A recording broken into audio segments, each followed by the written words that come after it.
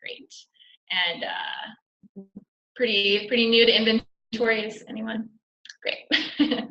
So we'll cover the variety. I'll give an introduction, more so focusing on surveys, and David Myers, who is our speaker after Caitlin, will be talking more so on inventories.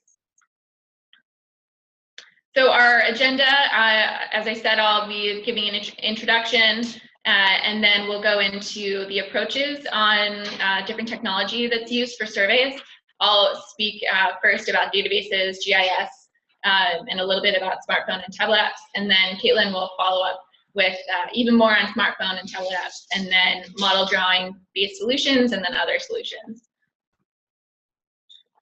Okay, diving into it. So the old way that surveys were completed, this is the 1976 DCP survey. It was done in San Francisco. I love this form in particular because it's the transparent pyramid, and it was 1976. It was done very shortly after the building was constructed and opened. And it's really interesting what the form says about it kind of sort of naysays it a little bit with it not being pedestrian friendly. And then it goes on to say that it will likely be a landmark and a part of the San Francisco skyline. So as you can see, surveys are really important. The old way of doing it, handwritten, worked definitely. And now we have developed ways using technology to make things more efficient.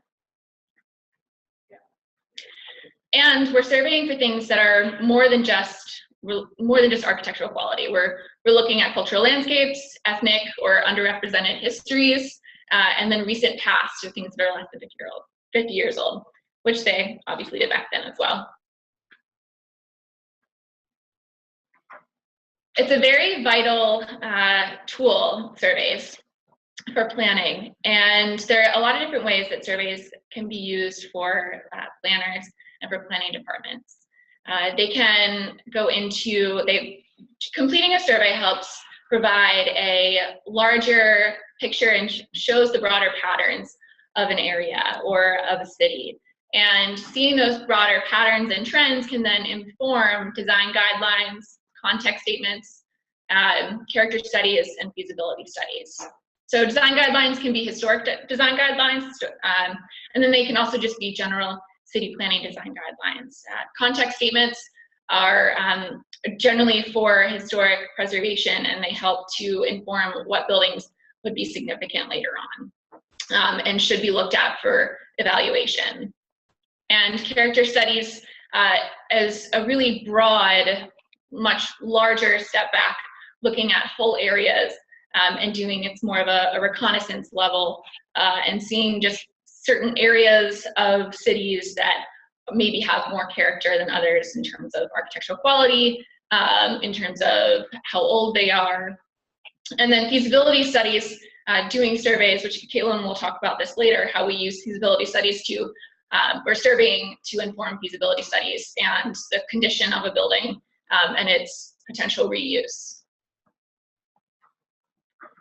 So there's a sort of, you can break surveys out into a few different categories. There's the scale, so there's small scale, and then there's large scale, there's also medium scale. And then there's the reconnaissance and intensive.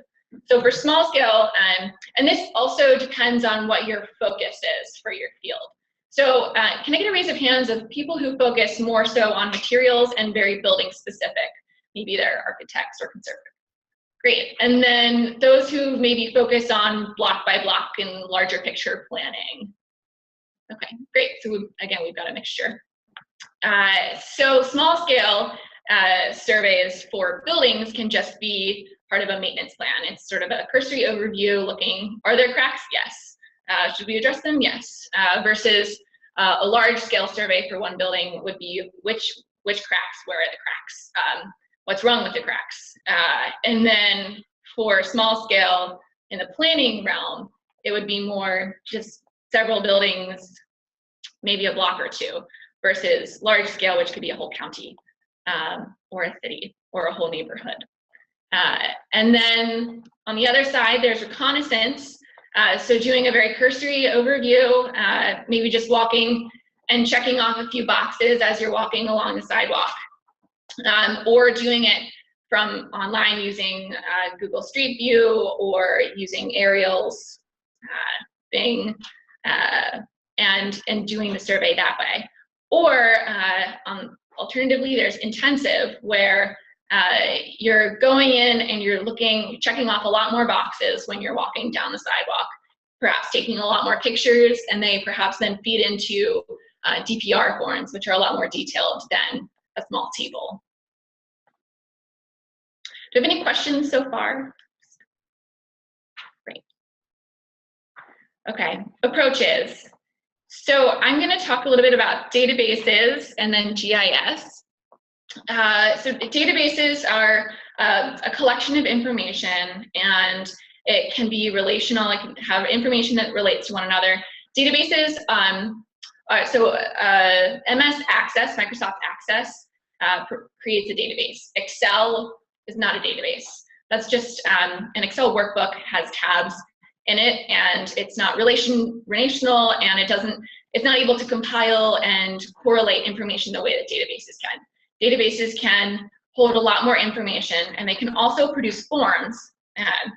So here's a sort of screenshot of what MS Access looks like, and of what the form looks like that you can create in Access, and then what the form would look like after you produce it. So after you sort of spit it out from the information that you've just entered. And then you can do the same with DPR forms.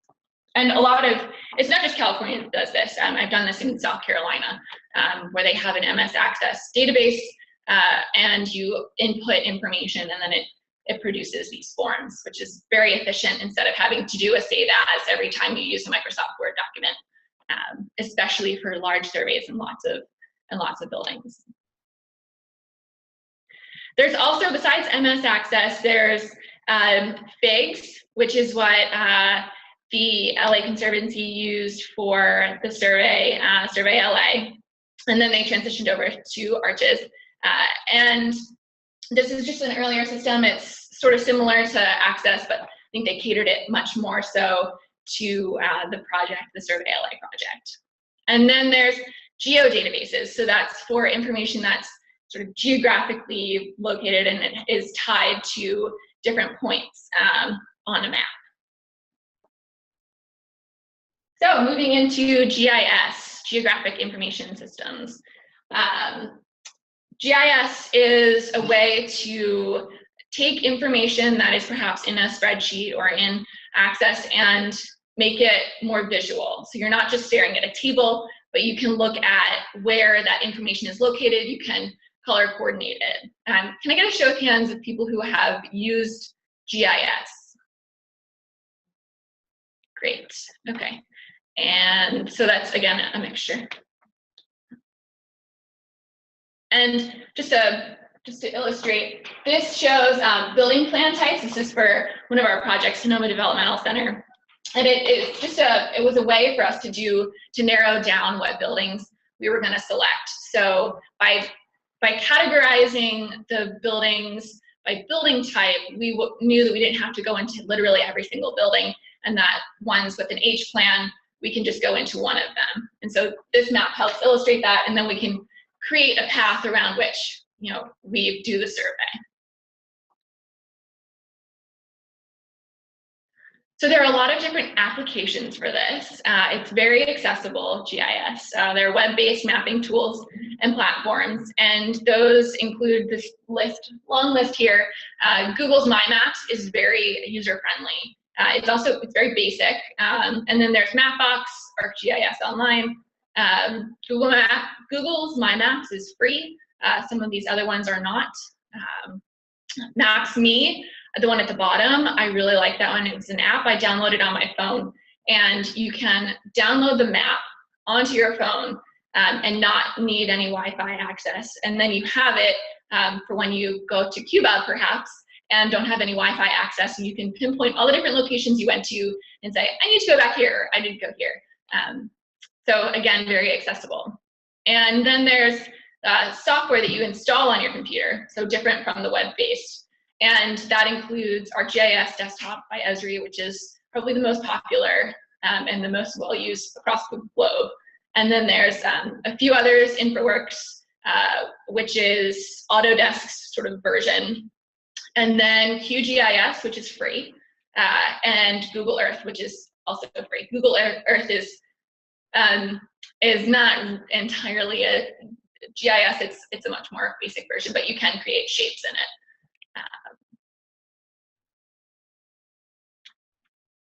Okay, so where do you get the information from? You can create your own information.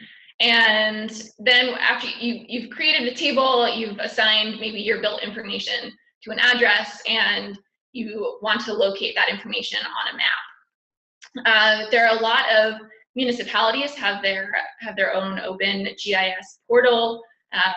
For example, in LA and San Francisco, there's a lot of free information for GIS that you can download and just sort of pop right into your map. And there are a lot of wonderful tutorials through YouTube or online forums that you can use to answer questions that you may have, or just as a step-by-step. There are other ways to get free information besides municipalities. There's OpenStreetMap, and then there's the US Census Bureau, Geography Division. So if you just kind of Google that you want shape files for parcels, so the general term, so with GIS mapping, there are, the main file type is a shape file, which really it should be shape files because it consists of multiple files in one when you open it in your Windows Explorer. But they really, all of those files combine and create this shape file that you then see in your GIS viewer. And there are other things going on using maps. There's this program called Missing Maps, and people are doing mapping and surveying remotely, and then that is helping to inform communities that are perhaps don't have enough funding to develop disaster plans and to help those communities that don't have access to mapping. So it's that data share, this open and sharing sort of network that GIS has.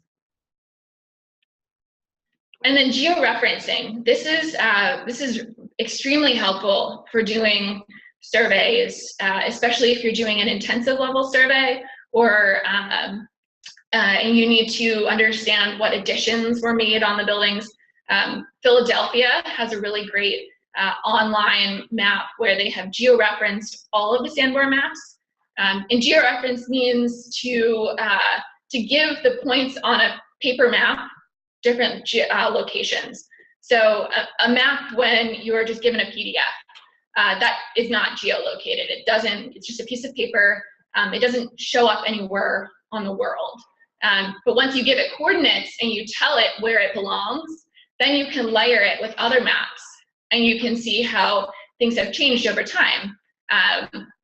Google Earth Pro has a really great feature, which we love using, which is a sort of time, going backwards in time. And you can see the other Google Earth aerials.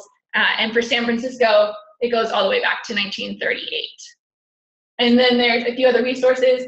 David Rumsey Map Collection. A lot of their maps are georeferenced, and you can also georeference those maps in the application, so you don't even need to download GIS or anything. You can just use the application. Go ahead. And just to mention, Google Earth Pro is now free. Yes, free. And so is David Rumsey Map Collection. Free. Thanks. Okay, so how have we used this? How have we used surveys and GIS for some of our projects? We have used GIS for Sonoma, the Downtown Sonoma Historic Preservation Design Guidelines, long title, to help us figure out where areas in the downtown plan, where there are areas that can have more development and less development. So obviously around the Sonoma Plaza, very little development. It's a lot more restrictive. But in this is the downtown planning district, this sort of red shaded area. But areas that are further away from the downtown plaza or the Sonoma Plaza, that they can have greater development. They're filled with parking lots. And so understanding that relationship and how then also the historic overlay zone interacts, we created these 3 different areas and then developed the design guidelines based on that. And then in Professorville, here in Palo Alto, we've used the survey that we completed. It was a recon survey, but we went building by building within the district and looked at year built, was that information accurate that they provided, and then also that they, as in the assessor. Sometimes assessor's information for year built is not always accurate. Yeah, I got a chuckle, so everyone agrees. And we also confirmed the architectural styles, and seeing it in map form, also it helps to show the different patterns and the trends. And so with this map where it's the greens and blues, sorry, you can't really see the text very well, it shows the different styles, and it's organized more so also over here by year. And so you can see that the patterns, this shingle style, colonial revival, Queen Anne, Craftsman, Prairie, this collection is right here. It's kind of a hodgepodge, but that's how the planning department wanted to show that information. And then that helped to inform the design guidelines. And what we're working on right now is the Palo Alto Eichler Neighborhood Design Guidelines. And this is not specific to historic preservation. It's a little bit broader, although there are some national, I think there are 2 national register districts. And despite there being 2 national register districts, there are a lot more Eichler tracts in Palo Alto, and that's shown and represented through these maps. So you can see the very small area that's covered and is protected versus all of the areas that aren't. And then going on the ground, you can then take that information that you've created in GIS, or you can just create it in Google Maps, which is free, and have it on the ground with you.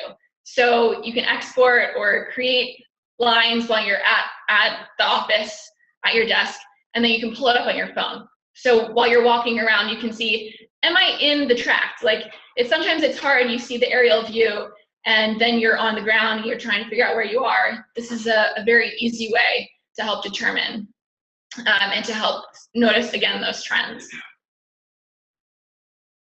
And then there are several other ways that we're using GIS in the preservation field. Arches, which David will talk about later, and then the Atlas of Re-urbanism, which is Preservation Leadership Forum's National Trust for Historic Preservation's great new mapping tool. And this is you could consider this a reconnaissance survey without having to go feet on the ground. And these were created using data that was available online and doing some analysis with that data and determining what the different character areas of San Francisco are.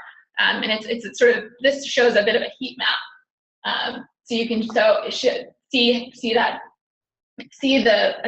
patterns, and it being very vital and helpful as a planning tool and helping us know what areas perhaps we should focus on. And then stepping back a little bit from just the maps, making this a little bit more 3D, there's GIS with BIM, Building Information Modeling. And then a great example of using that is Mount Vernon's Historic Building Information Model, which was done with Mount Vernon, Esri, and Quinn Evans Architects. They created this building information model that provides a location for each crack, each duct that is in Mount Vernon, and it helps them track all of the repairs that need to be done using this model. And it's extremely helpful for those who are working on site and they're trying to remember what is what and to try to pull up documents. This can help do that. I definitely recommend checking this out. There are a few, if you just type it in Google, there are a few articles on that. It's really cool. And then a much larger scale survey done with GIS and smartphone tablet applications was the Snohomish County Historic Resource Scan. And that was a whole county in Washington. And we looked at, this was with Kara Bertrand, it's a character study that we did. It's sort of a new development by Randy Mason at the University of Pennsylvania. And it's a similar thing to the Atlas of Urbanism.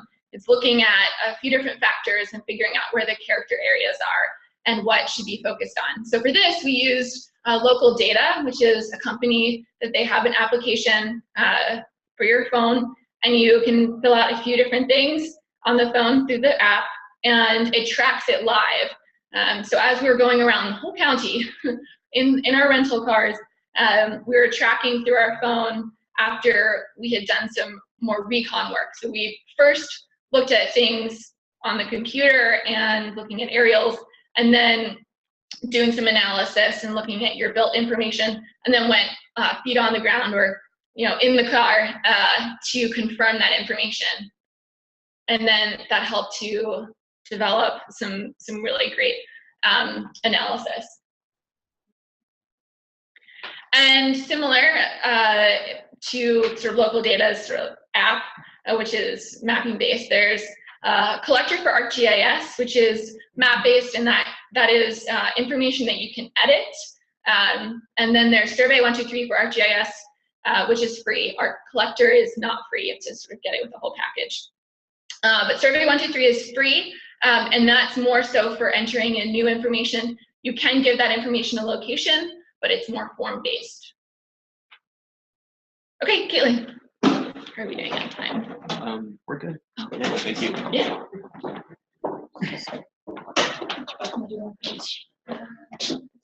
That one. Okay. Any questions And, while we're switching between speakers? Yeah, any questions? Just one clarification. Maggie mentioned, sorry, just a clarification. Maggie mentioned FIGS, and that was the city of LA, Yeah. rather than LA Conservancy. Oh, sorry, thank you. Clarify that was used for data collection for Survey LA. For Survey LA. Yeah. If LA Conservancy uses it though, correct? Not that I'm aware of. Okay, thanks. Okay, so I'm Caitlin Turner. Everybody can hear me, right? I can project. Okay. I'm going to be talking about some other smartphone and tablet applications. Maggie really kind of focused on larger or broader site level stuff that you can do with GIS. And GIS really is a tool that's meant for large project sites with multiple buildings when you're kind of working within a broader context. I'm going to cover a little bit of broader context items, but then also kind of drill down and also talk about some building level tools that we've used in our firm. So when you are trying to consider what survey tools you want to use or kind of start to engage with, you really do need to think about what your output is going to be in the end and what your deliverable is, because that's going to help you define which tools you should use. So as I'm going through these, I'm going to explain a little bit about how we've used this and the scale that we've used these. But that's really important as you are kind of trying to establish what your own methodology is going to be for as you survey, is to think about what the end result is. Okay, so I'm going to walk you through a handful of different apps that we've used and ways in which I've used them. And a lot of these are focused on iOS instead of Android, but Android does have equivalents of most of these. So if you are using Android devices, just rest assured that a lot of these are not only available on Android, or they have some sort of an equivalent. So here's a pretty easy one, photos. Everybody has a photo camera on their phone or on a tablet. And one of the things that you can do with these now is actually add markups natively within your Photos application. So bonus, it's pretty easy. You can take it for single shots and then individually mark them up. So when you are considering using this, you need to think about that. This is kind of an individualized process. But I've used this myself when I've been in the field to note where, oh, I need to remember that this is what I was looking at here. So the way this works is once you take your photo, you can edit your photo. You select this markup box, in which case you end up with this kind of editor. And you can select other colors, add text, hand draw, and do different line weights and things. And then ultimately you save your image and you end up with something that has, markup on it. So makes it easy. You don't necessarily have to bring in Photoshop later on down the road or wonder, oh, what was I looking at in this picture? You can actually mark up something in the field if you're looking at that. Google Street View is another one that I've really come to enjoy very, very much. And as a survey tool, this is another one that's a little more individualistic. You're trying to look at and gain kind of a perspective on an individual point. But the beauty of Google Street View is you can take street views from your phone, similar to how you can view them on a computer. So if you're looking at a map, you drop the little guy down and you can see the street view in, 3D perspective. So on your phone, you can actually take these for yourself. So you can do them for interiors, you can do them for exteriors, get sort of a context view.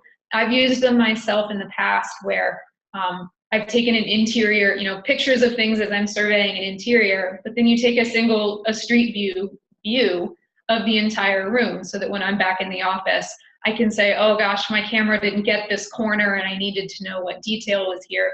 You can actually go back to that street view and zoom. And I found that to be really helpful. One of the things is it does create an exported image, and this is what that looks like. This is actually a street view of our office. So it's not really great for a deliverable, but it is really useful as a personal tool if you need help yourself. So within the tool itself, you end up with this kind of viewer. If you want to create, you use the little camera button, and this is the way it works. You're just taking pictures, and you essentially center the photo on the orange dot, take the picture, and then move on, and eventually you create this kind of fully stitched image. You can see where it's a little bit fussy, it's not perfect, but it's a really great, fast, this happens in about 30 seconds. It's an incredible tool for how effective it can be at this point. And then I will reiterate what Maggie was saying in terms of Google Maps. You can download offline maps if you're concerned about your connectivity, and you can edit those and mark them up. So we have used that as well, and I'm not going to cover it, but that one is particularly a good one for using themselves. You all also have PDF readers and viewers that are on your phone and on your tablet natively, but I would recommend either Adobe Reader, and then I'm going to cover another one in a second. These are really great, similarly, for marking up existing PDFs. So often we go into our projects or surveys with existing information. Making sure that you have that in the field is really valuable, and not having to print page after page after page is also a really great tool. You can search, you can edit, and you can mark up. So similarly here, you can see that you can just, add, there we go, text, and, handwrite, color things onto PDFs, save them, and then you'll have them right back in the office. Already marked up, you can even use them for deliverables. We've done that in the past. Bluebeam Review is another app that I like very, very much, and that we've used a good bit in the field, similarly for markups and field verification. And how Bluebeam Review varies from other PDF viewers and options is that it is built for the AEC industry. And by that I mean it actually has measurements and scale tools within it, which are really kind of amazing, because if you're working in a PDF that you have scaled for some reason, if you're working with an existing CAD drawing, something like that, Bluebeam Review will recognize that you have a scale set within this drawing, and then any markups you make within that PDF will also scale to that size, so that you can reuse these, or you can edit or draw in them. They're very, very popular as a solution across the industry. It's probably likely some of you have used these. I see a hand, yeah. Not only that, Bluebeam Review as a desktop tool is really wonderful, because you can share your PDF files through a service that they have called Bluebeam Studio, where people can collectively mark up and work together on producing an end result. So collaboration is really, really a great option that you have here with Bluebeam Review. So I would definitely recommend this one to you. And this is an example of kind of how that works. So you can see one of the ways it works is not only can you kind of draw and mark up, but you use tools. And tools are essentially kind of like blocks in AutoCAD. You just drop them over, or like a stamp that you can put on your drawing. And they are preset. You can build your own. They're just a very easy way to work with existing PDFs kind of systematically. You can produce deliverables this way. So Maggie mentioned word forms. This is a thing of the past, but in our experience and some of our consultants we've worked with, these are not a thing of the past. People do still use them a lot, and a lot of times, you want to print them and you want to handwrite them, but the beauty of using tablets these days is you can actually work with these digitally and then have the Word form or Word document already created, and because you're working on it in the field. So they're quite easy to use. In all likelihood, you probably have some of these already created for your own purposes and work. But I will say that they're not quite as easy to manipulate in the field. So if you're looking at screenshots, I mean, the benefit here really is that you can zoom in, work with a increased size text, and you can edit and add checks and circle, or start to write in comments, and it produces a quick deliverable, which we've found to be quite beneficial. But I will say it's not the best solution, but it is a very easy to learn solution. I mean, everyone in this room knows how Microsoft Word works. So particularly if you're using either outside consultants or volunteers, if you're doing a survey, this is a really easy one. It's pretty straightforward. Everybody knows how to use Word. Excel is another one. Maggie was talking earlier about databases and kind of, massive accumulations of data. And sometimes you need that, but sometimes if you're working on either a smaller survey or a single building survey, you don't necessarily need something as extraordinary as a database. You don't need to spend the time to set that up, or you don't need as many input fields as that can afford you. You don't need something quite as powerful. And Excel is a very quick way to capture that information. So, everybody thinks of these as Word and Excel as desktop solutions, but you need to remember there's an app for that. So use it, and it makes it really easy. So similarly with this one, it's quite simple. You can set these up where you're working with drop-down fields or checkboxes, things like that when you're in the field, so that your end result is pretty easy, and it makes it really quite simple to use when you're working. I've done some pretty big window surveys using this type of thing, and we found it to be reasonably effective. It's fast. We end up with a lot of data that we're then able to kind of easily manipulate and create into schedules. So this is not, I'm talking a little bit more about kind of building specific survey, but for site level stuff, you can do this similar kind of thing too.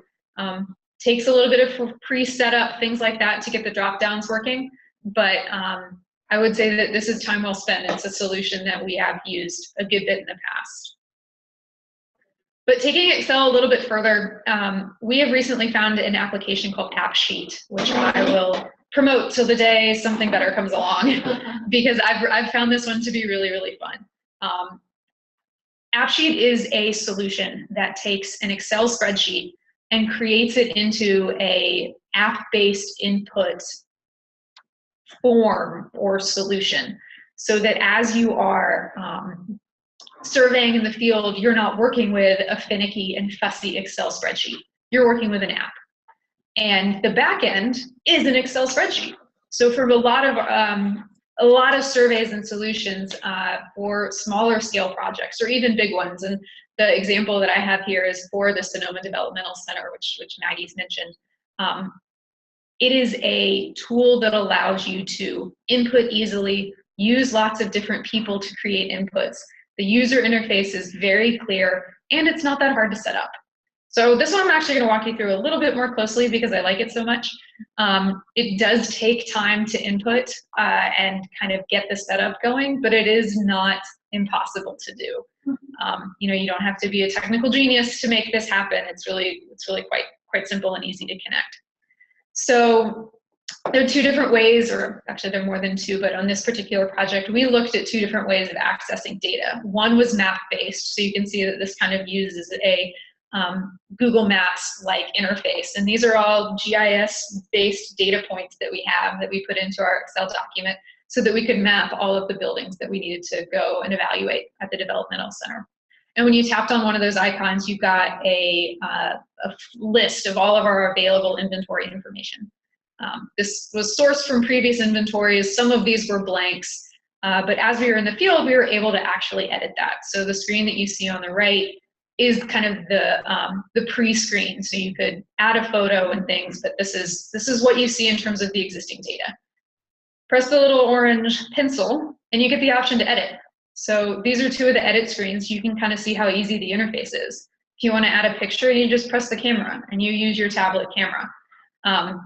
You can change it out. You can add multiple photos. And then for your inputs, you can create buttons. You can do yes, no. You can do checkboxes or multiple inputs. So for exterior wall material, we don't have all that listed, so I can pick the material. If it has more than one material, I can check more than one box. And I'm not having to sit there and type in, each information or note it on a drawing or on a sheet of paper and then have to translate that in the office later. So this solution really made our activity and survey really, really fast, particularly in producing deliverables. And then one of the other options that you have kind of for inputs, aside from text and buttons, is the ability to draw. So we could draw, little details and things as we needed to, which I found to be kind of unique in this space of solutions. So the way you set up AppSheet is through a web interface. It's a software as a solution interface. So it takes a little bit of fussing, but it does not take long. Once you create your tables on your Excel side, what you end up doing is those get translated and connected into your on the web portal side. And then those tables become kind of views that you can create within your app. So our map view was one view, and then all of the architecture data was another view. So this is a sample of what you can see on the back end in terms of creating that architecture data, the inputs and things. So this kind of type qualifier here ends up having all of the information about what you want the app to show you on the front end. If you want it to show you buttons, what those buttons are supposed to be. And actually, as you're creating these things and you want to change it, screens do pop up and make it really easy. So you're not having to input, oh, okay, well, the text is max valid if null. Can I not say 0? Or it's much easier than that. So rest assured, it's not that difficult, but this is the interface. And so every time that you save, you get kind of a refresh of the app and you can test it. And then, so what I mentioned was every table that you create in your Excel document can come through in a unique view. So for this particular project, we had lots of different disciplines doing their evaluation. So we actually had every discipline had a unique view. So everyone that was out there with an iPad, mechanical was looking at different inputs versus me in architecture, we were looking at a different set of inputs. So it made data really easy to segment. We had a lot of users that had never seen the app before, that had no idea what the back end looked like. They just gave me a list of inputs and what they wanted to see, and we were able to produce this app that meant that I think 12 of us were surveying over 9 days individually at different locations and didn't have to be together, which was really quite nice. Before I get there, AppSheet is not a free solution, but you can do a free test on it. So I was actually able to develop our whole app for free, check it out, see what I thought, pitch it to our people, make sure everybody was on board with it before we actually paid for a solution. And they have lots of different tiers of solutions. So while it is not free, and all of these other solutions I've talked to before, with the exception of Bluebeam Review, are free, this is one I will recommend heartily. And I did bring the iPad if anybody wants to play with it and kind of see how this really works after the fact or when we have another break. BIM 360 Field is another one, and this is where I'm starting to kind of get into more building specific or building level solutions. And these are the ones, by that I mean, that are tied directly to a building file, either a CAD drawing or a Revit file. So these are our survey solutions that really trend a little bit more toward documentation, but you can use for survey, that are specific to the file format that you're working in. So BIM 360 Field is another tablet-based app. It is iOS only, which is actually one of the reasons in our office we went with iOS as opposed to Surface tablets or iOS or Android tablets. And in this one, you're able to actually review and kind of work with Revit models while you're in the field, annotate, modify, things like that. I'm not going to spend a lot of time on this. We don't have a ton of experience with this one in our office in particular. It's something that we're kind of spinning up and trying to test and try a lot of right now. But this is one that we have used a lot. So Keepass is called the Tablet PC-based annotation system. And this is a proprietary system that some of you may have heard of before. Vertical Access is a fairly well-known surveying group who are difficult access people. They do all the rope rappelling that allows you, or they do the conditions evaluations for architects or for conservators so that you don't have to go out and do the access yourself. So this is a program that we've actually been using for our own purposes in our own surveys. It's licensed through Keepass LLC. There are websites here if you have any questions, or I can help answer some of them. And it runs off of this tablet. It's very hardy and handy and drop proof. But it is quite hardware intensive. So, you know, this is a expensive piece of hardware. It has a camera that attaches to it and a stylus. So it's a fully operational PC that I'm running in the field that runs AutoCAD, and it allows me to natively drop condition blocks into it. And I'm going to walk you through this a little bit so you can kind of understand how it works. But the end result really is a drawing, you know, a scale drawing, because it's an AutoCAD drawing of the issues that you have, numerical data that can aggregate amounts of condition challenges. So if you have, you know, 400 linear feet of cracks over a facade, you can add that up and aggregate that really quickly and fast. The other beauty of the Keepass system is you're able to connect and hyperlink images directly to your condition notes. So as you're going through and reviewing things when you're back in the office, or you know, you're working on a set of construction documents, you're able to look back not only and say, okay, well, this is a 2-foot crack. I want to pin it, and I think it needs you know, it definitely needs to be patched. But what did it look like? Where exactly was it? Not only do you have it drawn on your drawing, but you can see it because you can look at a picture. So the way this kind of works is over here on the left, you have all your condition blocks. So as you see a condition on the field, you pick one of these up, you drag it over, and you drop it in your drawing. And I'm going to walk you through this process right here. But what you end up with is a condition note that's going to be here, and then all of this data that's connected to it. One of the beauties of Keepass is that it's really quite manipulable. You can change a lot of these inputs so that you can capture exactly what you want to capture when you drop in a condition block, or you can create a new condition block for whatever you are trying to evaluate. And then this is an example of a photo that's attached. So this is a terracotta crack, and the crack's actually right here. So if I needed to see it, or if my contractor needed to see what exactly was going on here, they could see this.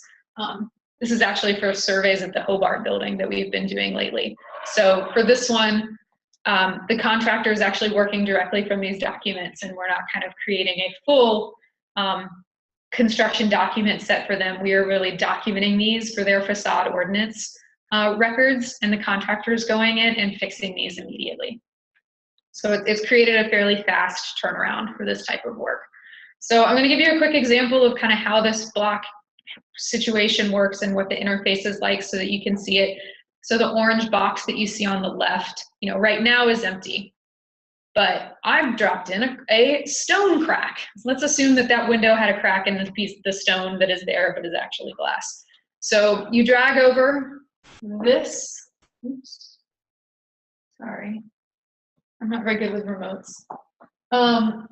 So you drop over this, drag it over, and then you see this pop-up box. It has radio buttons in it. You can change these inputs, pick what they are. So for this one, I'll say it's a single unit. It's one piece of stone. It has a single vertical crack through it. And I'm going to patch and pin it. So you click OK. And then you get the Edit Attributes box. So length in feet comes through automatically, because before I dropped my block in, I drew a line and said, okay, this approximates the length of my crack. So AutoCAD and Keepass work together, and it'll automate the length of that crack coming into my data here. So Keepass captures a good bit of back-end data, and you're able to work with those radio buttons to select others. You can also use this to manually type in more information if you have a comment or something. And then what you end up with is a block that looks like this. So you're able to kind of work through AutoCAD directly to create a actionable record document, which I found to be fairly successful in the field. Pros, it's really handy. I've found it to be incredibly useful on kind of building level surveys. We've used it a lot. cons or challenges with this one is it is quite hardware intensive. So I have a very large box with a bunch of equipment, extra batteries, cameras, and then this thing, which does not light, that you have to carry around and use. So it's a good solution, but it is a specific solution if you find that you need something like this. So when you tap into or click into the block itself, you do get kind of this background information. So anytime you want to go back and see what information was tied to that location, kind of the way I was showing you earlier, you just double click and all the data comes up. But one of the other things you can do is actually export it all. So this is attribute out, which is a standard AutoCAD function, and you're able to get all of this stuff into a table.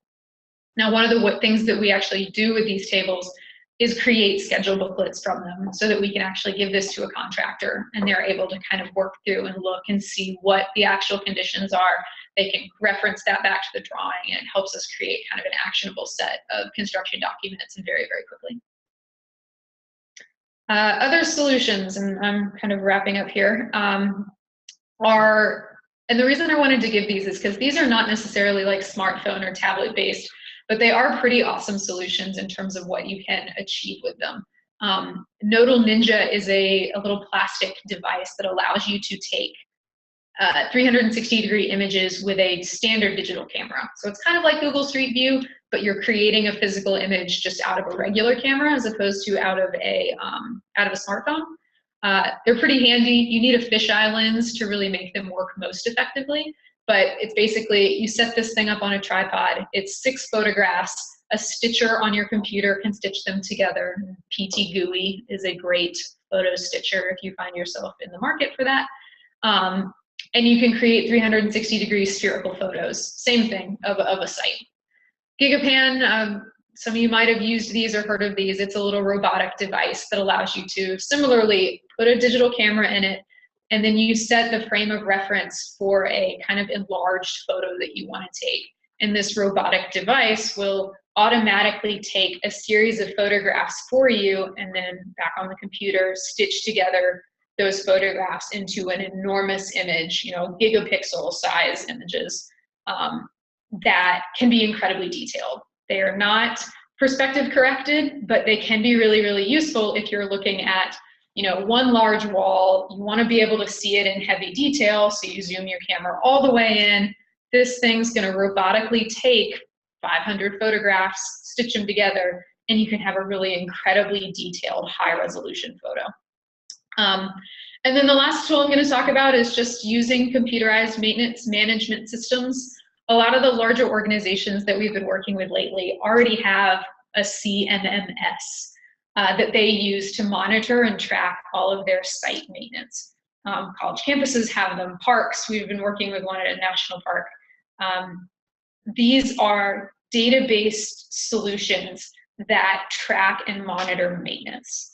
And one of the things that you can do is once you start getting data about your survey methods or your survey information, you can tie that into a CMMS so that as maintenance work is being conducted at a site, they can also be informed by your survey information. So the idea of this as a tool is really just the thought about tying together information directly from your survey into the actionable focus. And that's one of the things that I really like to focus on. So that's all I have. If you have any questions, I don't know what time we move on. It's 10:10. We're running a little early, so we have plenty of time. Plenty of time. Yes, ma'am. Thank you so much. It's really a great And if you could repeat the question. Yeah. I had a question about the one that has the blue. I'll back up. Phone or tablet-based one. Blue. Bluebeam? Yes, thank you. Yeah. Does that compile quantities? It does not. Okay. No, that's one that isn't really, sorry, the question was about Bluebeam Review and whether or not it compiles quantities. The answer is no. This one isn't really kind of a data run solution. One of the things that it does, you can see it a little bit down here, is as you make comments or edits on markup a PDF, you'll get a compiled list of all of that. So if you put quantities into a comment, that'll come through. some measurements come through if you're working with it as a scaled drawing, but it's not aggregated the way I think you would, you could do with, say, Excel or with Capsheet or something if you were to input that data directly. Anybody else for me or Maggie? David? Question about Keepass. Yes. So the data that you create using Keepass, I understand it is incorporated within AutoCAD drawings. Mm-hmm. So let's say later on you want to go back to that data. Do you need Keepass to read that data, or do you only need AutoCAD? The question is if you need Keepass to be able to read data that Keepass has created, and the answer is no. If I were to send you this file, you could read and review that data yourself. The magic of Keepass is in the creation of that information, really in the radio buttons and that manipulation, and then also in the photographs. Because as you take a photograph when you're working in Keepass, once that photo gets saved to the computer, it actually gets renamed and then is tied to that block natively. So otherwise, all of the data just stays just like any other block, and you have attributes for any other block. It's the same thing. After you create the first creation, it's exactly the same as any other block you have in AutoCAD. And then there are some other software that you can use in combination with AutoCAD, and in the end you need additional proprietary software to read the data. Yeah. This we're considered a development partner with Keepass, and there aren't a lot of architects that are using it natively kind of the same way that we are.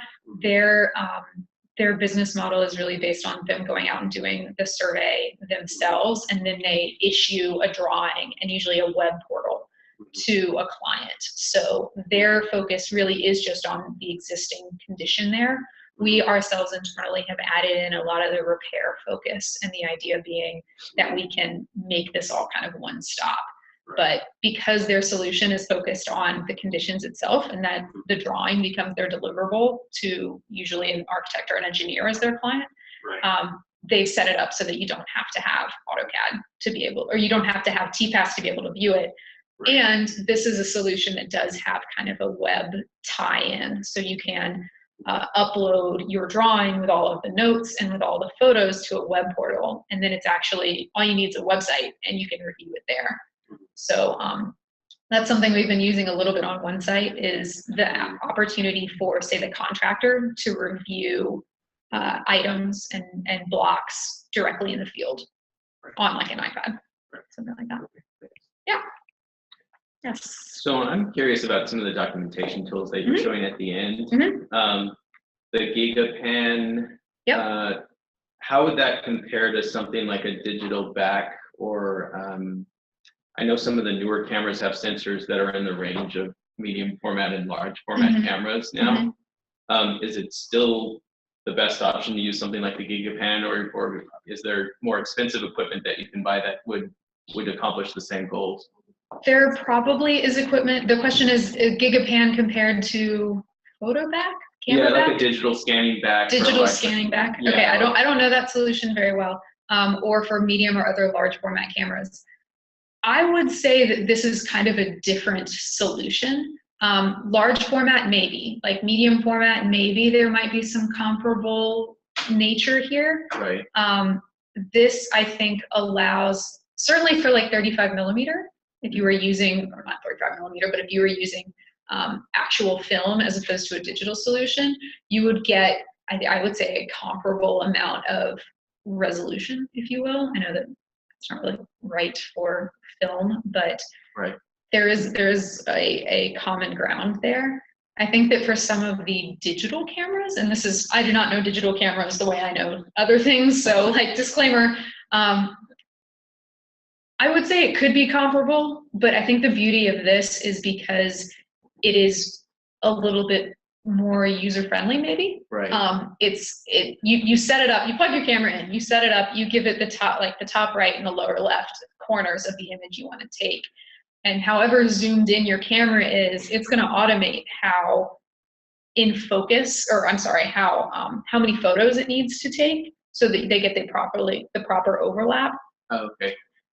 In my experience, this can create extraordinary, large, unbelievably detailed images, and digital cameras that I know of can't do the same thing on their own. Right. Just so- because, you know, it could be a 180-degree Right. image if you want it to be. So as a conservator, the intent is to get really, really high detailed Real images close. of, especially of things like murals and Yeah. you know, specific details that you need to retain if that building is going to change in any way. Yeah, exactly. This is a really good solution for getting kind of minute detail images, that kind of thing. Great. Yes. Follow up on the Gigapan. Mm-hmm. So it's mounted on this contraption. Mm-hmm. You push the button and it automatically goes around and shoots a whole bunch of photos, or you have to do it yourself? It does do it automatically. The setup is, you know, it's this little robotic device, and it sits on a tripod, and you basically, that's exactly what one is. There are a couple different models. We don't have one in our office, or I would have brought one. I think they're very fun though. I used them in graduate school a good bunch. You basically screw your camera in to the bottom so it's anchored. Zoom all the way in, or whatever zoom quality you want. And then you have a port on your camera that allows kind of like remote access, if you will. So you plug the Gigapan into that. And then on the Gigapan itself, you give it the start and finish, I guess.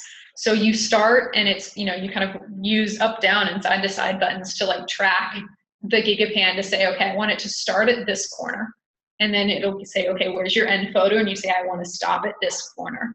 And so what it's going to do is it's going to start here, and it knows, you know, the box then that you want your photo to contain, or that it wants you to take. So it's going to go through and automatically itself take 1 photo, 2, 3, 4, you know, all the way down, and you don't have to do anything. So once you set the top and end bounds and like press go, it's on its own. That is the contraption doing it right there. Mm-hmm. So is that a standard camera, or is that a specially made one? Or? Nope, standard camera. I've done one with like a Panasonic Lumix. It's my personal camera, and when I was in grad school, I used these a good bit, and it was just my personal camera. There's nothing special about it. It's just a digital camera that has the How expensive is the non-camera? my camera is, No. the Gigapan? Gigapans are expensive. They're hundreds of dollars. Yeah, it's not inexpensive, unfortunately. And there are solutions for that. There are apps for that. I was going to talk about some of the other panorama stitchers, but kind of cut them out. I'm interested when I was to raise interest. I had a lot of photos of trips around the United States.